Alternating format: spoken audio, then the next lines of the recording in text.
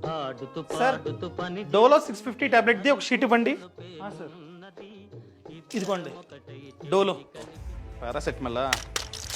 ఇదేంటిది ఇలా ఉంది సార్? Original ఫేకా sir? నన్ను అనుమానిస్తున్నారా? 10 సంవత్సరాలుగా నడుపుతున్నాను సార్ ఈ షాప్ ని. నన్ను అనుమానిస్తారేంటి సార్ మీరు? సార్ సారీ అండి, మార్కెట్లో ఎక్కడ చూసినా ప్రతిదీ కల్తీయే కదా, ఇది కూడా కల్తీ అనుకున్నా. సార్ దీని మీద క్యూఆర్ కోడ్ ఉంది, ఆగండి స్కాన్ చేసి చూస్తా. నో రికార్డ్ ఫౌండా? అది ఫేక్ సార్. ఇది ఫేక్, నాకే ఫేక్ అమ్ముతారా? సార్ నాకేం తెలియదు సార్, ఎవడో కొత్త డీలర్ వచ్చి 50% ఆఫ్ ఇస్తానంటే చాలా టాబ్లెట్లు తీసేసుకున్నానండి సార్. అయినా ఆ క్యూఆర్ కోడ్ ఏంటి సార్? దానివల్ల లాభం ఏంటి?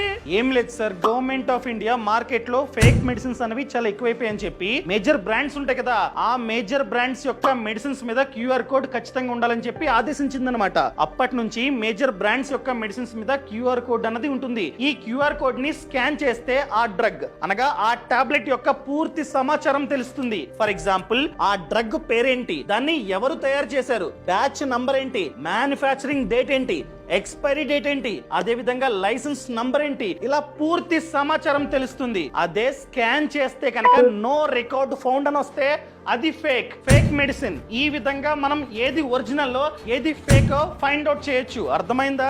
డన్ సార్, ఇక నుండి ప్రతి టాబ్లెట్ స్కాన్ చేసి తీసుకుంటా. ఓకేనా? Thank you sir. ఈ సమాచారాన్ని ఎవరైతే రెగ్యులర్ గా మెడిసిన్స్ ని కొంటూ ఉంటారో వాళ్ళకి షేర్ చేయడం అస్సలు మర్చిపోకండి.